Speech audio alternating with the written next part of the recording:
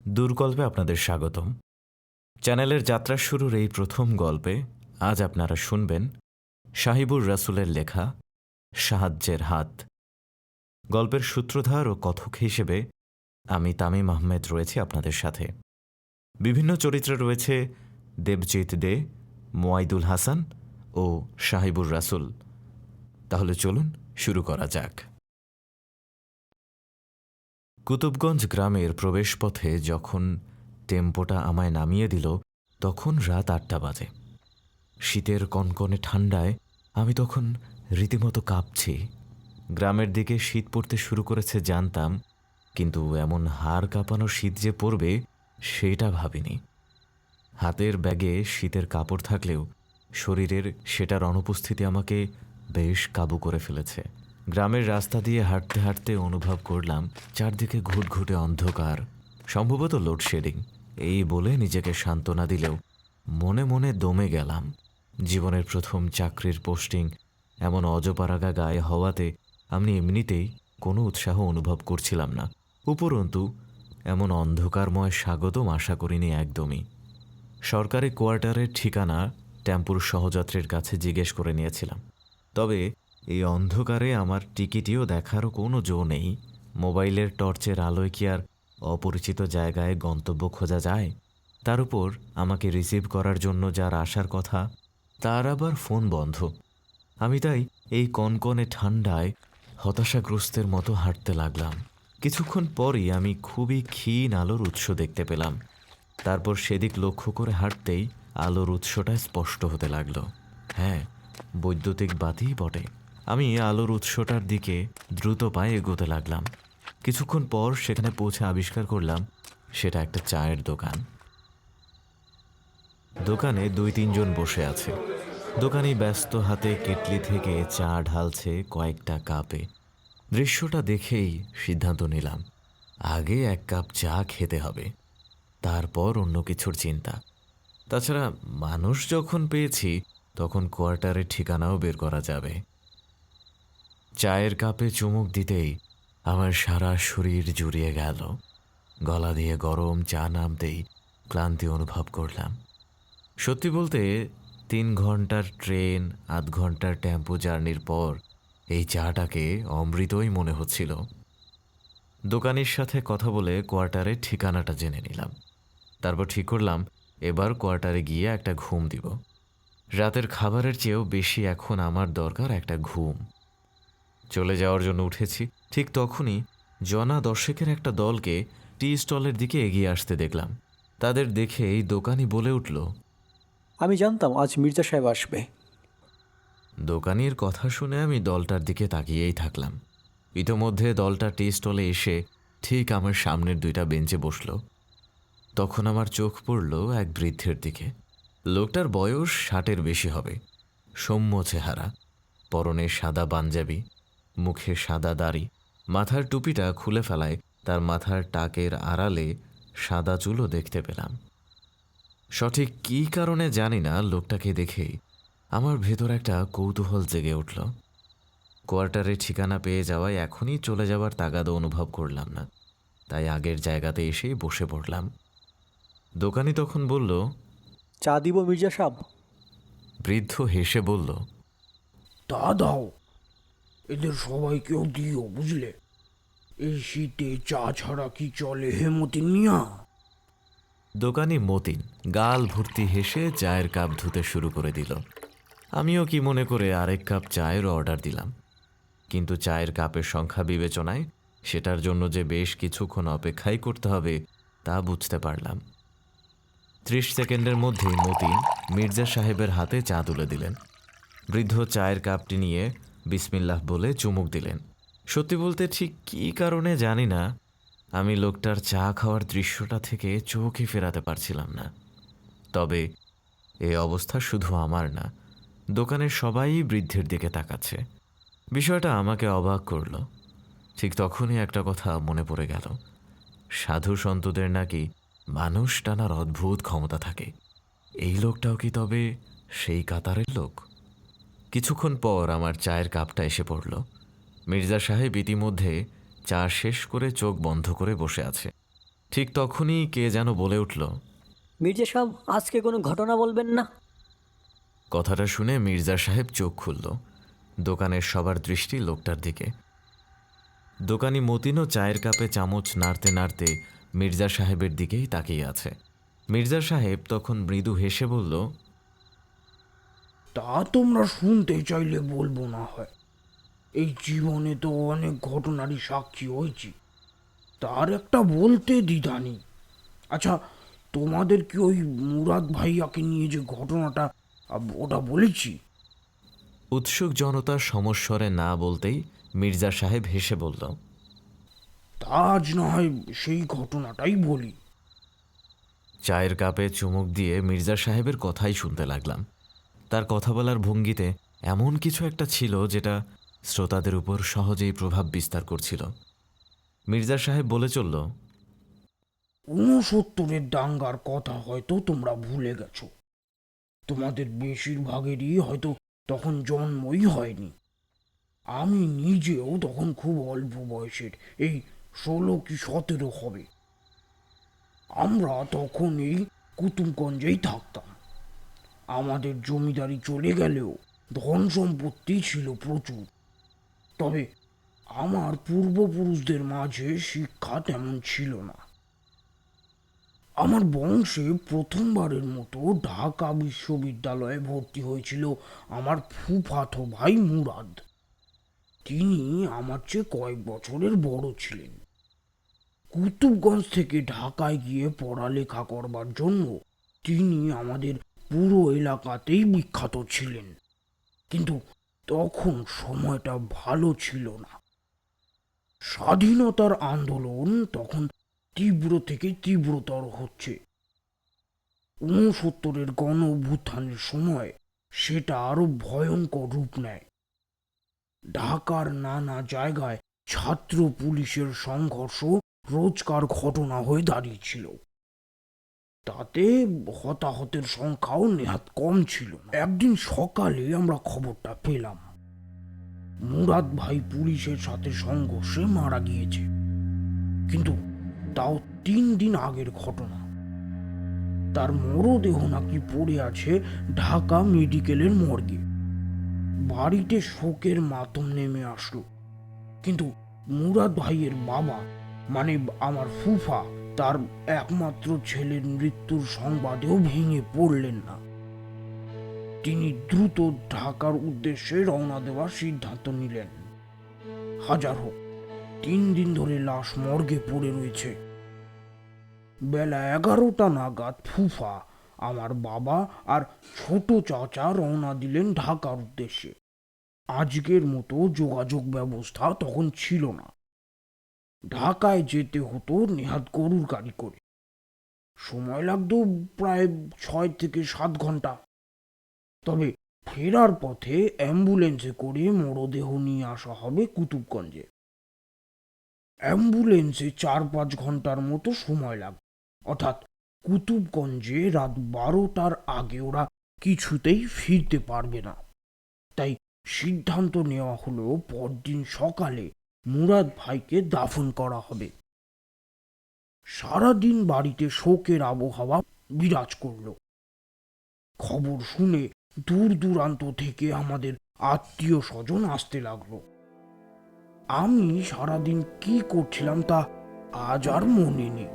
তবে মুরাদ ভাইয়ের সাথে আমার সম্পর্ক খুব ভালো ছিল বলে তার মৃত্যুর খবরে ভেঙে যে পড়েছিলাম তাতে কোনো সন্দেহ নেই।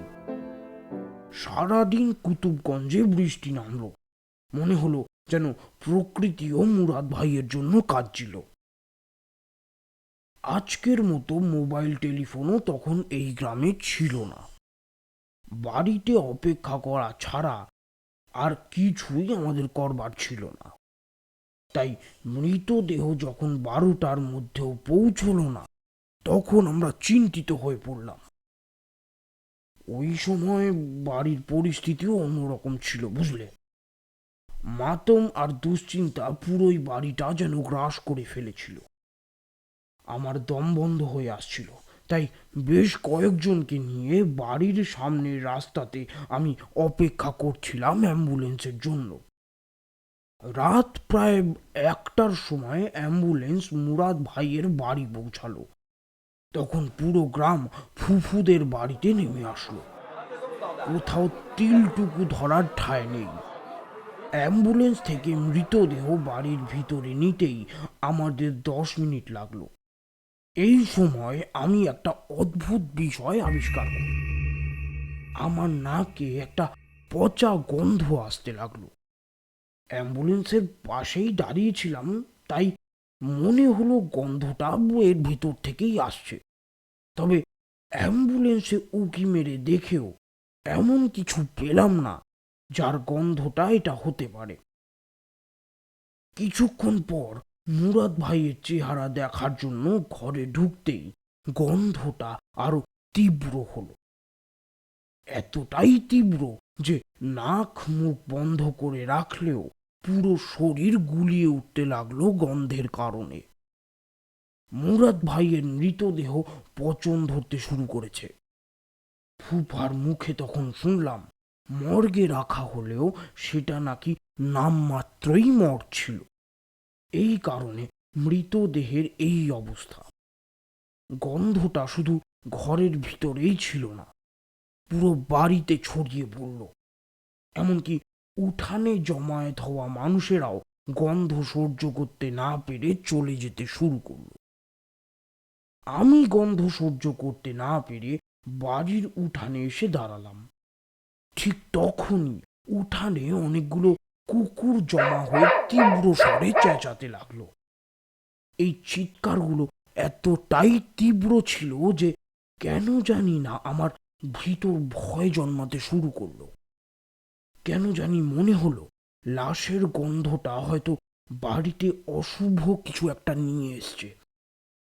বাড়ির মুরব্বীদের মাঝে এক প্রকার তাড়াহুড়ো দেখতে পেলাম। সবাই একটা সিদ্ধান্তে এসছে। মৃতদেহের গন্ধের তীব্রতা বিবেচনা করে রাত্রের মধ্যেই দাফন করার সিদ্ধান্ত নেওয়া হলো। এরপর ফুফুদের আপত্তি থাকা সত্ত্বেও মৃতদেহকে অনেকটাই জোর করে গোসল করিয়ে কাফন পরানো হলো। কাফন পরানোর সময় আমি শুরুতে কাছে থাকলেও গন্ধ সহ্য করতে না পেরে চলে আসলাম। তবে এমন অবস্থা শুধু আমার নয়, বেশ কয়েকজন তখন বমি পর্যন্ত করছিল, বুঝলে। আমার ফুফা এসবের কিছুই পাত্তা দিলেন না। মুরাদ ভাইয়ের মৃতদেহতে গোসল থেকে কাফন পরানোর সব কাজ তিনি অনেকটা একা হাতেই করতে লাগলেন। হয়তো বাবা বলেই ছেলের মৃতদেহটাকে অবহেলা করতে পারেননি। আমরা যখন লাশ নিয়ে গোরস্থান পৌঁছলাম তখন রাত 2টা কি 3টা বাজে। এত রাত্রে দাফন করার জন্যেই হয়তো মানুষের সংখ্যা 10-12 জনের বেশি হলো না। আমাদের পরিবারের গোরস্থানটা বেশ নির্জন একটা জায়গায়। গোরস্থানের সাথেই একটা ছোট্ট মসজিদ আছে। মসজিদের ছাউনির নিচেই লাশ রেখে দাফনের জন্য জিনিসপত্র আনা হচ্ছিল।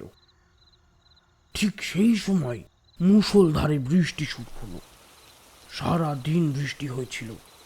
সন্ধ্যার পর বৃষ্টি পড়া থেমে যাওয়ায় আমরা কেউই আবারও যে বৃষ্টি হতে পারে তা ভাবতেও পারিনি। তাই আকস্মিক বৃষ্টিতে সবাই অপ্রস্তুত হয়ে পড়লাম। বৃষ্টি থামারই নাম নিচ্ছিল না, কিন্তু ততক্ষণে যা ক্ষতি হবার হয়ে গেছে। দাফনের জন্য খোঁড়া কবরটা পানিতে পূর্ণ হয়ে গেছে। সবার মাঝে দুশ্চিন্তা নেমে আসলো।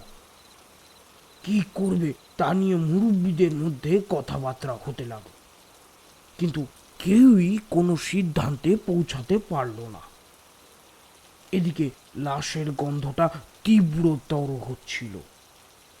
বৃষ্টির কারণে প্রকৃতি গন্ধমুক্ত হয়ে উঠলেও লাশের গন্ধে চারপাশ ভারী হয়ে উঠছিল। অবশেষে মুরব্বীরা মিলে সিদ্ধান্ত নিলেন আর একটা নতুন কবর খোঁড়ার। তবে তার জন্য গোরখোরদের ডেকে আনার ব্যবস্থা করতে হবে। এই বৃষ্টি কখন থামবে আর তারও কোনো ঠিক ঠিকানা নেই। তাই গ্রামের বড় মসজিদের শামিয়ানাটাও আনতে হবে। কে কার কাছে যাবে ঠিক করবার পর আমি, ফুফা আর জহির চাচা নামের এলাকার একজন মুরাদ ভাইয়ের লাশের সাথে থেকে গেলাম। অন্যরা বৃষ্টির মাঝেই চলে গেল গোরখোরদের ও অন্যান্য জিনিসপত্র আনতে। সময় তখন প্রায় রাত 3টা। সত্যি বলতে আমি সামান্য ভয় পাচ্ছিলাম। ভয় পাওয়ারই কথা, তাছাড়া আমার বয়সও তো খুব কম তখন। তাই গোরস্থানে দাঁড়িয়ে লাশ পাহারা দিচ্ছি ভাবতেই গায়ের লোম খাড়া হয়ে উঠছিল। ফুফা আর জাহির চাচা কোনো কথা বলছিল না, তারা লাশের সামনে দাঁড়িয়ে, আর আমি ঠিক পেছনে। মাংস পচা গন্ধটা ক্ষণে ক্ষণে আরো তীব্র হচ্ছিল। আমি তাই খাটিয়া থেকে একটু দূরে সরেই দাঁড়ালাম।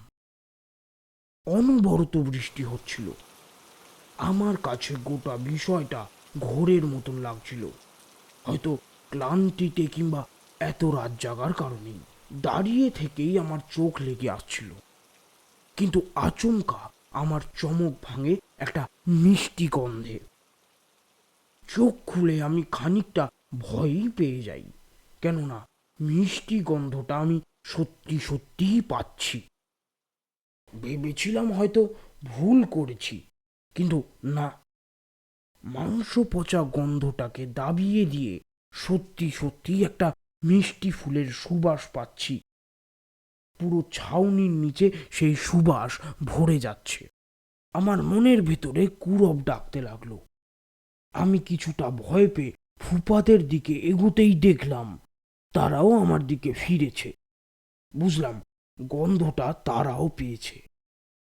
বিষয়টা সম্পর্কে জিজ্ঞেস করতে যাব, সেই মুহূর্তে তীব্র বজ্রপাতে চারপাশ আলোয় ভরে উঠে প্রচণ্ড শব্দে কেঁপে উঠল। ঠিক তখনই অনুভব করলাম আমার পিছনে কেউ আছে। আমরা কি আপনাদের সাহায্য করতে পারি? কণ্ঠ শুনে মুহূর্তেই পিছনে ফিরে তাকালাম। তখনই আবার আকাশ ভেঙে বিদ্যুৎ চমকে উঠল। সেই সাথে সাদা আলোয় আবার চারপাশ আলোকিত হলো। তখনই তাদের স্পষ্ট দেখতে পেলাম। 2জন লোক, লম্বায় কম করে হলেও 6 থেকে 6.5 ফুট, গায়ে ধবধবে সাদা আলখাল্লা, মাথায় সাদা টুপি। আমার মনের ভিতর থেকে কেউ বলে দিল তাদের পরিচয়, কিন্তু আমি প্রচণ্ড ভয়ে জায়গা থেকে নড়তে ভুলে গেলাম। এই ভয়কে আরো বাড়িয়ে দিল চারপাশে তীব্র হতে থাকা মিষ্টি ফুলের সুবাস। আমার ফুফা আর জাহির চাচা আমার পাশে এসে মুরাদ ভাইয়ের লাশটার সামনে দাঁড়ালো। তখন অন্ধকার থেকে ভেসে আসলো সেই কণ্ঠস্বর। আমরা কি আপনাদের সাহায্য করতে পারি? আমি চুপ করে রইলাম ঠান্ডা কণ্ঠস্বরটি শুনে। ইতিমধ্যে মনে মনে দুরূদ শরীফ পড়তে শুরু করে দিয়েছি। ঠিক তখনই আমার ফুফার বলিষ্ঠ শান্ত কণ্ঠস্বর শুনতে পেলাম। কিভাবে সাহায্য করতে চান? সামনে থাকা লোক দুটোর মধ্যে সেই একই কণ্ঠস্বরের মালিক বলল, এই মুহূর্তে আপনাদের যেই সাহায্যটা প্রয়োজন আমরা সেটাই করব। ফুফা আবার প্রশ্ন করল, এতে আপনাদের কি লাভ? আমরা শুধু আপনাদের সাহায্য করতে চাই। এই মুহূর্তে আপনাদের সাহায্যের খুব প্রয়োজন। আপনার ছেলের মৃতদেহটা দ্রুত দাফন করা দরকার। আল্লাহর জিনিস আল্লাহর কাছেই ফিরিয়ে দিতে হবে, আর দেরি করা ঠিক হবে না। আপনারা কিভাবে সাহায্য করবেন? আর একটা কবর খুঁড়ে দিব। মসজিদের ভিতরেই সরঞ্জাম আছে। লোকগুলো তখন আর কোনো কথা না বলে গোরস্থানের মসজিদের ভেতরে প্রবেশ করলো। কিছুক্ষণ পর ওরা বের হয়ে আসলো। আরেকবার বিদ্যুৎ চমকানোর ফলে আমি দেখতে পেলাম ওদের 2জনেরই হাতে দুইটা কোদাল আর একটা বড় কাপড়ের মতো কি একটা যেন। সে একই কণ্ঠস্বরটা বলল, আপনারা অপেক্ষা করুন, আমরা আসছি। আর হ্যাঁ, এখন আপনারা খাটিয়ার পিছনে গিয়ে দাঁড়াবেন, ঠিক আমাদের দিকে মুখ করে। আপনাদের পিছন থেকে যদি কেউ ডাক দেয় কিংবা যদি কোনো পশুর ডাক শুনতে পারেন, তাহলে ভুলেও পিছনের দিকে তাকাবেন না। এই সাবধান বাণীকে হালকাভাবে নিবেন না। লোকগুলো ছাউনি থেকে বের হয়ে কবরস্থানের দিকে চলে যেতে লাগলো। কিছুক্ষণ পর আবার বিদ্যুৎ চমকানোর ফলে দেখলাম শামিয়ানার মতন কি যেন ওরা ইতিমধ্যেই টাঙিয়ে ফেলেছে। তারপর মাটিতে পরপর বিরতিতে কোদাল দিয়ে কোপানোর শব্দ পেতে লাগলাম। আমরা তিনজন ছাউনির নিচে দাঁড়িয়ে রইলাম। আমি ততক্ষণে শিওর হয়ে গেছি যে এনাদের পরিচয় কি। স্বাভাবিকের চেয়ে বেশি উচ্চতা, মিষ্টি গন্ধ, হঠাৎ করে এদের আবির্ভাব। তালা লাগানো সত্ত্বেও মসজিদের ভিতর থেকে কোদাল সহ অন্যান্য জিনিসপত্র আনা। পরিচয় না বলার পরও মৃতদেহটাকে ফুফার ছেলে বলে ডাকা। সবই ইঙ্গিত করছে একটাই দিকে। আর এই জন্যই ওনাদের সাবধান বাণীটা আমাকে ভীত করে তুলল। আশেপাশের শব্দ বলতে শামিয়ানার উপর বৃষ্টি পড়ার আওয়াজ আর দ্রুত লয়ে মাটি কোপানোর শব্দ।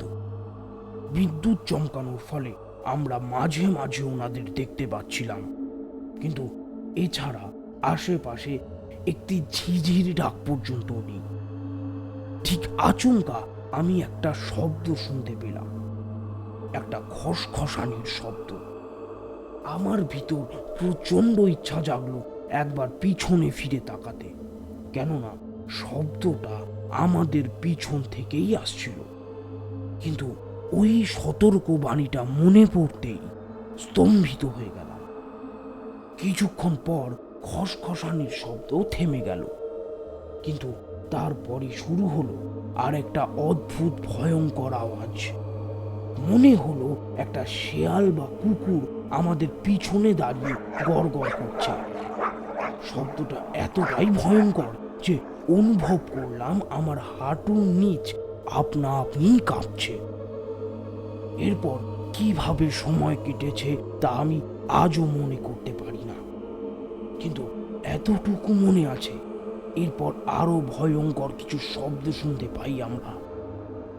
কখনো একজন মহিলার আওয়াজ, কখনো 100 জন মানুষের আওয়াজ, কখনো কখনো আবার ঠিক আমাদের কানের কাছে কারো ফিসফিসানির আওয়াজ। আমার বয়স তখন কম হওয়ায় আমি কিছুতেই এগুলো সহ্য করতে পারছিলাম না। আমার ফুফা বিষয়টা বুঝতে পেরে বাকিটা সময় আমার হাত শক্ত করে ধরে রাখে। কিছুক্ষণ পর বৃষ্টি থেমে গেল, কোদালের কোপানোর শব্দও থেমে গেল। লোকগুলো আমাদের সামনে এসে দাঁড়ালো। পরিচিত সেই কণ্ঠস্বরটা বলল, তাহলে চলুন দাফনের কাজটা শেষ করে ফেলি। লোকগুলোর একজন কোদাল ও শামিয়ানা নিয়ে মসজিদের দিকে চলে গেল। তাদের অন্যজন আর জহির চাচা মিলে মুরাদ ভাইয়ের মৃতদেহটা কোলে করে নিয়ে যেতে থাকলো। আমিও তাদের সাথেই যেতে লাগলাম। কিছুক্ষণ এগোতেই দেখি ফুফা তখনও দাঁড়িয়ে আছে। আমি তার কাছে যেতেই লক্ষ্য করি তিনি কাঁদছেন। বুঝলাম একমাত্র সন্তানকে শেষ বিদায় দেওয়ার সময় এই শক্ত মনের মানুষটাও দুর্বল হয়ে গেছে। এরপর আমরা মিলে মুরাদ ভাইকে দাফন করি। জাহির চাচা কবরে নেমেছিল, উপর থেকে আমরা সাহায্য করি তাকে। অন্ধকারে লোকটার সাহায্য নিয়ে আমরা মৃতদেহকে নিয়ম মতো দাফন করি। তারপর যখন মোনাজাত পড়ার সময় হবে তখন আমরা লক্ষ্য করি ওই লোকটা যেন বাতাসের সাথে মিলিয়ে গেছে। বিষয়টা বুঝতে পেরে আমরা তিনজনই ধপাস করে মাটিতে বসে যাই। এতক্ষণ চাপিয়ে রাখা ভয় আমাদের তিনজনকেই কাবু করে ফেলেছে। কিন্তু ততক্ষণে মানুষের কণ্ঠস্বর শুনতে পেলাম। বুঝতে পারলাম আমাদের দলের অন্যরা ফিরে এসেছে। মির্জা সাহেব থামতেই অনুভব করলাম আমার সারা শরীরকে কাঁটা দিয়ে উঠছে। কুতুবগঞ্জের শীতে আমার সামান্য শরীর কাঁপছে নাকি ভয়ে? এদিকে মির্জা সাহেব নতুন চায়ের কাপে চুমুক দিয়ে বলল, ওই রাতের ঘটনা জানাজানি হয়ে গেল সেই রাতেই। সবার মাঝে আতঙ্ক আর ভয় জেঁকে বসল। কিন্তু আসল ঘটনা ঘটল পরদিন সকালে আমার ফুফা মুরাদ ভাইয়ের কবরটা দেখতে গিয়ে অদ্ভুত এক বিষয় আবিষ্কার করল। এই ঘটনাটা আমার কানে আসতেই আমিও দৌড়ে গেলাম গোরস্থানে। গিয়ে দেখি সেখানে হাজারো মানুষের ভিড় ঠেলে মুরাদ ভাইয়ের কবরটা দেখে আমি খুব অবাক হয়ে গেলাম। সকালে যেই কবরটা দেখা যাচ্ছে সেটা হলো দাফনের জন্য খোঁড়া প্রথম কবরটা, অথচ এই কবর গত রাতে বৃষ্টির পানিতে ভর্তি হয়ে গিয়েছিল। আমি শপথ করে বলতে পারি গত রাতে মুরাদ ভাইয়ের লাশ এই কবরে দাফন করা হয়নি। দ্বিতীয়বার খোঁড়া কবরে লাশ নামানোর সময় আমি নিজে পানি ভর্তি প্রথম কবরটা দেখি। তাই রাতে ওই অজ্ঞাত সাহায্যকারীদের খোঁড়া কবরেই যে মুরাদ ভাইকে দাফন করা হয়েছে তাতে কোনো সন্দেহই নেই। কিন্তু তাই যদি হয় তাহলে সকালে কি করে প্রথম কবরটাই মুরাদ ভাইয়ের হতে পারে? গত 10-15 দিন মুরাদ ভাই ছাড়া গ্রামের কেউই মারা যায়নি। তাই গোরস্থানে গত রাতে মোট খোঁড়া কবরের সংখ্যা 2টা হওয়ার কথা, কিন্তু বর্তমানে আছে একটা। যেই জায়গাটায় লোকগুলো কবর খুঁড়েছিল, অর্থাৎ যেই কবরে গত রাতে আমরা মুরাদ ভাইকে দাফন করেছিলাম, সেই জায়গাটা চিনতে ভুল করিনি। কিন্তু আমি, জহির চাচা আর ফুফা হাজার চেষ্টা করেও সেই জায়গায় একটা কোদালের কোপের চিহ্নও পাইনি। অথচ গত রাতে সবকিছুই আমাদের চোখের সামনেই ঘটেছিল। মির্জা সাহেব আবার চায়ে চুমুক দেওয়ার জন্য থামলেন। আমি এই অদ্ভুত ঘটনার কোনো ব্যাখ্যাই দাঁড় করাতে পারলাম না।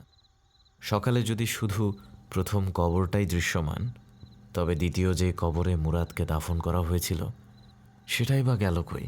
আর সবচেয়ে বড় প্রশ্ন, দ্বিতীয় কবর থেকে প্রথম কবরেই বা কী করে মুরাদের দাফন সম্পন্ন হলো? কেউ কি দাফন করে সবাই চলে যাবার পর লাশটা তুলে প্রথম কবরে আবার দাফন করেছে? কিন্তু তখন সেই শুরুর প্রশ্নটাই এসে যাচ্ছে, দ্বিতীয় কবরটা গেল কই? মির্জা সাহেব চায়ের কাপে শেষ চুমুকটা দিয়ে বললেন, এই ঘটনার ঠিক মাসখানেক পর আমার ফুফাও মারা যান। তবে মারা যাওয়ার আগে তিনি 2টা অদ্ভুত কথা বলে যান। প্রথমে বলেন তিনি নাকি কি ঘটেছে সেটা অনুমান করতে পেরেছেন। অবশ্য আমার মতে সেটা ফুফার ব্যাখ্যা ছাড়া আর কিছুই না। তার মতে ওই লোকগুলো কিংবা ওই জিনগুলো নাকি নিজেদের কারোর কবর দেওয়ার জন্যই ওই কবরটা খুঁড়েছিল। ফুফার এই ব্যাখ্যাটা আমারও কেন জানি মনে হয়েছিল, কেননা মসজিদে কোদাল রাখতে যে গিয়েছিল তাকে পুরো সময় একটিবারের জন্য কথা বলতে যেমন শুনিনি, তেমনি দাফনের সময়ও সে মসজিদ থেকে আর ফেরেনি। এরপর ফুফা যেটা বলেছিল আমরা সবাই প্রলাপ হিসেবেই ভেবেছি সেটা। ফুফা নাকি সেই রাত্রে কৌতূহল দমাতে না পেরে একবার পিছনে তাকিয়েছিলেন। তিনি নাকি তখন দেখতে পান প্রায় শখানেকের মতো মানুষের মতোই 6 ফুট থেকে 6.5 ফুটের অবয়ব। ওই অবয়বগুলো দেখে ফুফা নাকি তখনই বুঝতে পারেন তিনি এমন কিছু দেখেছেন যা তার দেখার কোনো অনুমতি ছিল না। ফুফার মতে এই কারণেই তিনি নাকি মারা যাবেন। এই কথাটা বলার কয়েকদিন পরেই ফুফা মারা যায়। পরিবারের নির্দেশে তারপর থেকে এই ঘটনার কথা বলতে সবাইকেই নিষেধ করা হয়। এই জন্যই গ্রামের কেউ আর তেমন এই ঘটনার বিষয়ে কিছুই জানে না। এরপর মির্জা সাহেব চা শেষ করে আরও কিছুক্ষণ গল্পগুজব করে চলে গেলেন। তিনি চলে যাবার আগে আমি একটা প্রশ্ন না জিজ্ঞেস করে আর পারলাম না। আচ্ছা মির্জা সাহেব, এর পরেও কি কিছু ঘটেছিল? আমার প্রশ্ন শুনে মির্জা সাহেব কিছুক্ষণ আমার দিকে তাকিয়ে রইল। তারপর মুচকি হেসে কোনো উত্তর না দিয়ে চলে গেল। মির্জা সাহেবের এই নিরুত্তর ভাব দেখে মনে হলো ঘটনার শেষ বলতে হয়তো আরও কিছু আছে, কেননা অনেকগুলো অমীমাংসিত প্রশ্ন থেকে যাচ্ছে যার উত্তর কোনো যুক্তিতেই বের করা যাচ্ছে না। আমার মনে সেই প্রশ্নগুলো ঘুরপাক খাচ্ছে।